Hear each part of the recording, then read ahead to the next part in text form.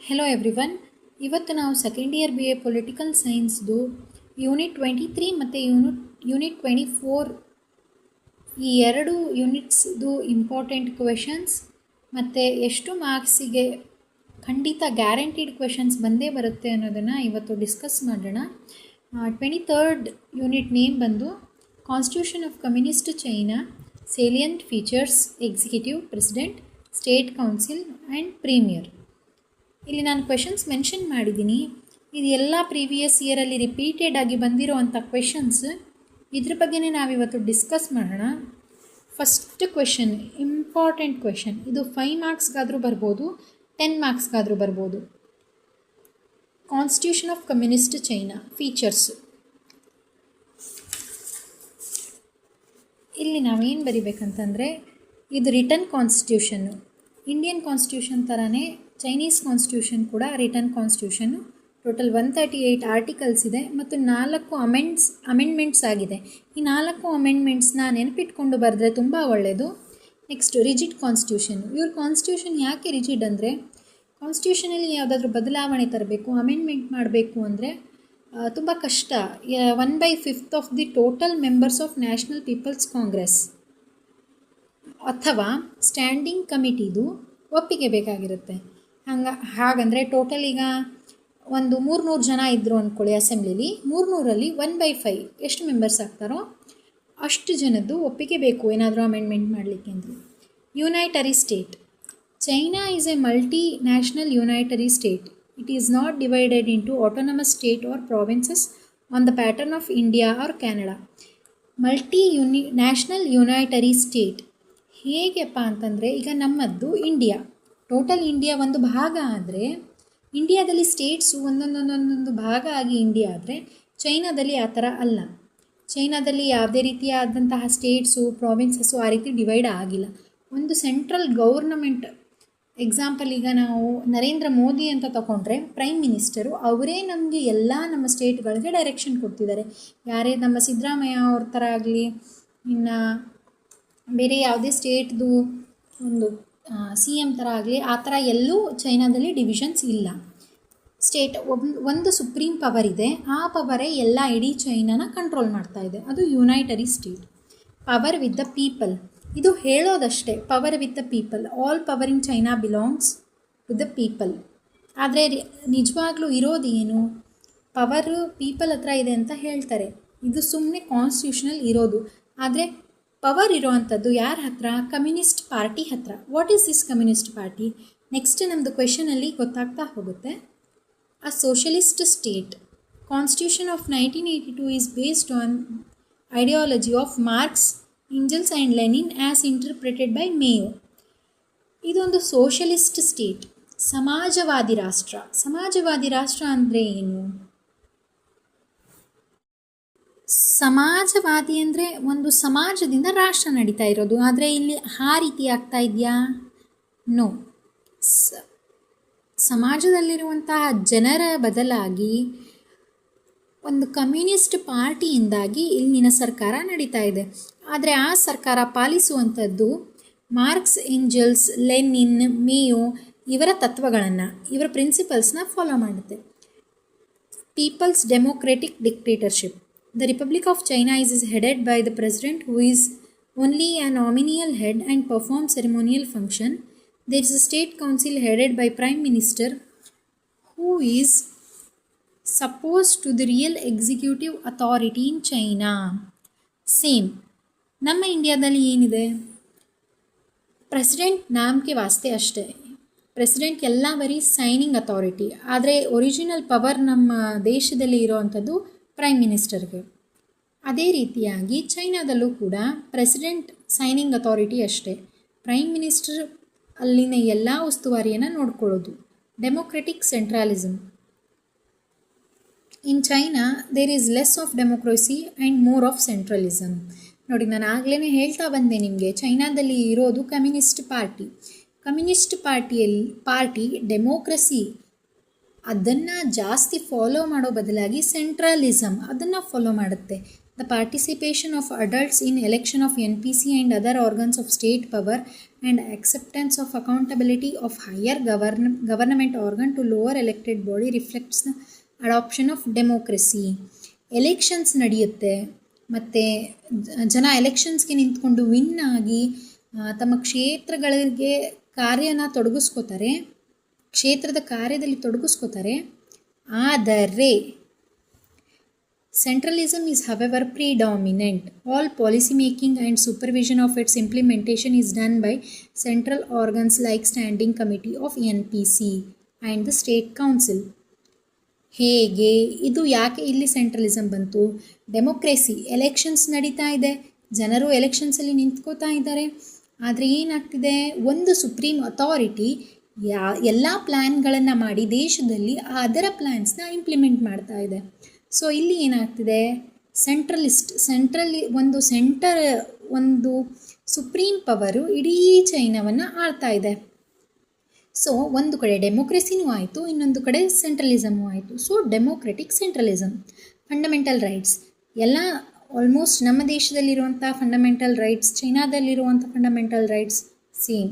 ಎಲ್ಲ ಅಲ್ಲಿನ ಜನರಿಗೆ ಫಂಡಮೆಂಟಲ್ ರೈಟ್ಸ್ನ ಚೈನಾ ಕೊಟ್ಟಿದೆ. Right to equality, freedom of religion, personal freedom, privacy of home and correspondence, right to work, leisure, social security, education and the like. ಅಂದರೆ ಇನ್ನೂ same ಬೇರೆ ಬೇರೆ ಬೇರೆ. Unicameral legislature. China has adopted a unicameral legislature which is known as National People's Congress. ನಮ್ಮ ಇಂಡಿಯಾದಲ್ಲಿ ಏನು unicameral legislature ಇದೆಯಾ? No, it is bicameral legislature. ಹೇಗೆ ಅಂತ ಹೇಳಿ, ನಮ್ಮದ್ರಲ್ಲಿ ಲೋಕಸಭಾ ಇದೆ, ರಾಜ್ಯಸಭಾ ಇದೆ, 2 ಹೌಸಸ್ ಇದೆ, upper house, lower house. So ನಮ್ಮದು ಬೈಕ್ಯಾಮರಲಿಸಮ್ ಆಯಿತು. ಇಲ್ಲಿ ಒಂದೇ ಯಾವುದು ಅಂದರೆ national people's congress. Article 58 of the Constitution says all legislative power of the state is exercised by the National People Congress and its standing committee. ಇಲ್ಲಿ ನೋಡಿ, standing committee ಮತ್ತು national people ಕಾಂಗ್ರೆಸ್ಸಿಂದ ಎಲ್ಲ ಉಸ್ತುವಾರಿ, ಎಲ್ಲ ವಿಷಯದಲ್ಲಿಯೂ ಕಾರ್ಯನಿರ್ವಹಣೆ ಈ 2 ಒಂದು ಕಮಿಟಿಗಳು ಏನಿದೆ, ಕಾಂಗ್ರೆಸ್ಸು ಮತ್ತು ಸ್ಟ್ಯಾಂಡಿಂಗ್ ಕಮಿಟಿ, ಇವೆರಡು ಮಾಡುತ್ತದೆ. The NPC is sole law making body for the country. National people Congress ಅಲ್ಲಿ ಲಾ ಮಾಡುತ್ತೆ. ಹೇಗೆ ನಮ್ಮದ್ರಲ್ಲಿ ಪಾರ್ಲಿಮೆಂಟ್ ಲಾ ಮೇಕಿಂಗ್ ಬಾಡಿ ಇದೆಯೋ ಆ ರೀತಿಯಲ್ಲಿ NPC. The number of deputies and mode of elections are determined by law. ಎಷ್ಟು ಡೆಪ್ಯೂಟೀಸ್ ಏನಿದೆ ಎಲ್ಲ ಕಾನ್ಸ್ಟಿಟ್ಯೂಷನಲ್ಲಿ ಮೆನ್ಷನ್ ಆಗಿದೆ. ಸ್ಟ್ಯಾಂಡಿಂಗ್ ಕಮಿಟಿ, ಈ ದೇಶದಲ್ಲಿ ಒಂದು ಸ್ಟ್ಯಾಂಡಿಂಗ್ ಕಮಿಟಿ ಇದೆ. In the 1982 Constitution has made provision for the Standing Committee of the NPC. The Standing Committee is continuous functioning legislature. ಇದು ಕಂಟಿನ್ಯೂಸ್ ಫಂಕ್ಷನಿಂಗ್ ಲೆಜಿಸ್ಲೇಚರ್. ನಮ್ಮದರಲ್ಲಿ ಹೇಗೆ ರಾಜ್ಯಸಭಾ ಕಂಟಿನ್ಯೂಸ್ ಫಂಕ್ಷನ್ ಆಗುತ್ತೋ, ಅದು ಡಿಸಾಲ್ವ್ ಆಗಲ್ಲ, ಆ ರೀತಿಯಲ್ಲಿ ಸ್ಟ್ಯಾಂಡಿಂಗ್ ಕಮಿಟಿ ಸಹ ಡಿಸಾಲ್ವ್ ಆಗಲ್ಲ. ಆದರೆ NPC ಡಿಸಾಲ್ವ್ ಆಗುತ್ತೆ when the NPC is not in session. ಸೆಷನ್ನಲ್ಲಿ ಇಲ್ಲ ಅಂತ ಅಂದಾಗ standing committee which performs legislative functions, issues decrease and when the NPC meets it only approves them. Standing committee ಏನೆಲ್ಲ ಆದೇಶಗಳನ್ನ ಹೊರಡಿಸಿರುತ್ತೋ ಅದನ್ನು approve ಮಾಡೋದು NPC ಕೆಲಸ. ಯಾವಾಗ? NPC ಸೆಷನಲ್ಲಿ ಇಲ್ಲದೇ ಇದ್ದಾಗ. Next, a sort of parliamentary system. In 1982, Constitution lays down system of government which resembles the parliamentary form of government. The cabinet is called State Council and Prime Minister is called the Premier. It is real executive of the state. ಇದು ಒಂದು ರೀತಿ parliamentary ಫಾರ್ಮನ್ನು ಸೂಚಿಸುತ್ತೆ. ಹೇಗೆ ಅಂತ ಅಂದರೆ, ಅಲ್ಲೂ ಸಹ cabinet ಇದೆ, ಸ್ಟೇಟ್ ಕೌನ್ಸಿಲು ಮತ್ತು ಪ್ರೈಮ್ ಮಿನಿಸ್ಟರ್ ಇದ್ದಾರೆ. The premier is chosen by NPC upon the nomination made by President of the Republic. ಪ್ರೈಮರ್ನ ಅಂದರೆ NPC ಸೆಲೆಕ್ಟ್ ಮಾಡುತ್ತೆ. ಹೇಗೆ ನಮ್ಮದರಲ್ಲಿ ಯಾವ ಒಂದು ಪಾರ್ಟಿ ಎಲೆಕ್ಷನ್ನ ವಿನ್ ಆಗಿಬಿಟ್ಟು ನಮ್ಮ ಒಬ್ಬ ನಾಯಕನ ಹೇಗೆ ಸೆಲೆಕ್ಟ್ ಮಾಡ್ತಾರೋ ಅಲ್ಲೂ ಅದೇ ರೀತಿ ಆಗುತ್ತೆ. NPC ಇದು ರೆಕಮೆಂಡೇಷನ್ ಮೇಲೆ all the other members of state council are appointed by NPC on peculiar role of judiciary. The role of judiciary in socialist country like China is entirely different from the Western democratic judiciary. Unlike that of USA, China has adopted single judiciary whose main task is to establish socialist legality under the leadership of Communist Party. The Supreme People's Court is highest organ of judiciary. It is described as the guarantor of the socialist legality. ನೋಡಿ, ಇವರು ಹೇಳ್ತಾ ಇದ್ದಾರೆ ಇಲ್ಲಿ ಚೈನಾದ ಕಾನ್ಸ್ಟಿಟ್ಯೂಷನಲ್ಲಿ the supreme people's court is the highest organ of judiciary. ಆದರೆ ಅಲ್ಲಿ ಅದು ಪಾಲನೆಯಲ್ಲಿ ಇದೆಯಾ? ಇಲ್ಲ. ಒಟ್ಟಿನಲ್ಲಿ ಲಾಸ್ಟಲ್ಲಿ ಎಲ್ಲದರ ಉಸ್ತುವಾರಿ, ಎಲ್ಲದರ ಜವಾಬ್ದಾರಿ, ಏನೇ ಇಂಪ್ಲಿಮೆಂಟ್ ಆಗಬೇಕು, ಏನೇ ಒಂದು ದೇಶದಲ್ಲಿ ನಡಿಬೇಕು ಅಂತ ಅಂದರೆ ಅದನ್ನು ಪರ್ಮಿಟ್ ಮಾಡೋದು communist party of China, CCP. So ಇಲ್ಲಿ ಕೋರ್ಟ್ ಇದ್ದು ಒಂದು ಇಲ್ದಂಗೆ ನಮ್ಮ ದೇಶದಲ್ಲಿ ಹೇಗೆ ಸುಪ್ರೀಂ ಕೋರ್ಟ್ ಹೈಯೆಸ್ಟ್ ಇದೆಯೋ ಅಲ್ಲಿ ಚೈನಾದಲ್ಲಿ the supreme people's court highest organ of ಜುಡಿಷಿಯಲಲ್ಲಿ ಅದನ್ನು ಹೈಯೆಸ್ಟ್ ಆರ್ಗನ್ ಅಂತಾರೆ. ಆದರೆ CCP ನಾವು ನಾವು ದಿನ ಏನು ನೋಡ್ತಾ ಇದ್ದೀವಿ, ಚೈನಾದಲ್ಲಿ ನಡೀತಾ ಇರೋ ಬೆಳವಣಿಗೆಗಳು, ಅಲ್ಲಿ ಆಗು ಹೋಗುಗಳನ್ನು ನೋಡಿದಾಗ ನಮಗೆ ಗೊತ್ತಾಗೋದು ಜುಡಿಷಿಯರಿ ಇರೋದು CCP ಕೈಯಲ್ಲಿ, ಸುಪ್ರೀಂ ಪೀಪಲ್ಸ್ ಕೋರ್ಟ್ ಕೈಯಲ್ಲಿ ಅಲ್ಲ. ಆದರೆ ಕಾನ್ಸ್ಟಿಟ್ಯೂಷನ್ ಪ್ರಕಾರ the supreme people's court is the highest organ of judiciary. ಅದು ಎಲ್ಲರಿಗೂ ಲೀಗಲ್ ಈಕ್ವಾಲಿಟಿ ಏನೇ ಇರಲಿ, ಏನೇ ಒಂದು ತೊಂದರೆ ಆದರೂ ಅದು ಒಂದು ಸಪೋರ್ಟನ್ನು ಪ್ರೊವೈಡ್ ಮಾಡುತ್ತೆ ಅಂತ ಹೇಳಲಾಗುತ್ತೆ. ಆದರೆ CCP ಕೈಯಲ್ಲೇ ಕೋರ್ಟ್ ಇದೆ, ಕೋರ್ಟ್ ಕೈಯಲ್ಲಿ CCP ಇಲ್ಲ. ಸೊ ಆದರೆ ನಮ್ಮ ದೇಶದಲ್ಲಿ ಏನೇ ಒಂದು ಆದರೂ the final authority supreme court. ಏನೇ ಒಂದು ತೀರ್ಮಾನ ತಗೋಬೇಕಂದ್ರೂ ಅದು ಸುಪ್ರೀಂ ಕೋರ್ಟ್ ಕೈಯಲ್ಲಿ ಇರುತ್ತೆ, ಯಾವುದೇ ಒಂದು ನ್ಯಾಷನಲ್ ಪಾರ್ಟಿ ಕೈಯಲ್ಲಿ ಇರೋದಿಲ್ಲ. ಇದು ಫಸ್ಟ್ ಕ್ವೆಶನ್. ಇದು 5 ಮಾರ್ಕ್ಸ್ ಅಥವಾ 10 ಮಾರ್ಕ್ಸಿಗೆ ಬರ್ಬೋದು. ಈ ಒಂದು ಕ್ವೆಶನ್ನ ನೀಟಾಗಿ ಸ್ಟಡಿ ಮಾಡಿ. ಇದು ಚೈನಾ ಕಾನ್ಸ್ಟಿಟ್ಯೂಷನ್ದು ಸೇಲಿಯಂಟ್ ಫೀಚರ್ಸ್ ಬಂದೇ ಬರುತ್ತೆ. ರಿಪೀಟೆಡ್ ಕ್ವೆಶನ್ಸ್ ಇದೆಲ್ಲ. ನಾನು ಒಂದಷ್ಟು ಕ್ವೆಶನ್ನ ಸ್ಟಾರ್ಟಿಂಗಲ್ಲಿ ನಿಮಗೆ ತೋರಿಸಿದ್ನಲ್ಲ, ಅದೆಲ್ಲ ರಿಪೀಟೆಡ್ ಕ್ವೆಶನ್ಸು. ಆ ಕ್ವೆಶನ್ಸ್ನ ನೀವು ಸ್ಟಡಿ ಮಾಡಿದ್ರೆ ಮಿನಿಮಮ್ ನಿಮಗೆ ನಾನು ಆಗಲೇ ಹೇಳಿದ ಹಾಗೆ 35 ಮಾರ್ಕ್ಸ್ ಗ್ಯಾರಂಟಿ, ಪಾಸಿಂಗ್ ಮಾರ್ಕ್ಸ್. ಬರೀ ಪಾಸ್ ಆಗಬೇಕು ಅನ್ನೋರು 2 ಚಾಪ್ಟರ್ನ ನೀವು ಕರೆಕ್ಟಾಗಿ ಓದಿ ಬೈ ಹಾರ್ಟ್ ಮಾಡ್ಕೊಂಡು ಹೋಗಿಬಿಡಿ, ಆರಾಮಾಗಿ ಪೊಲಿಟಿಕಲ್ ಸೈನ್ಸಲ್ಲಿ ಪಾಸ್ ಆಗ್ತೀರಾ.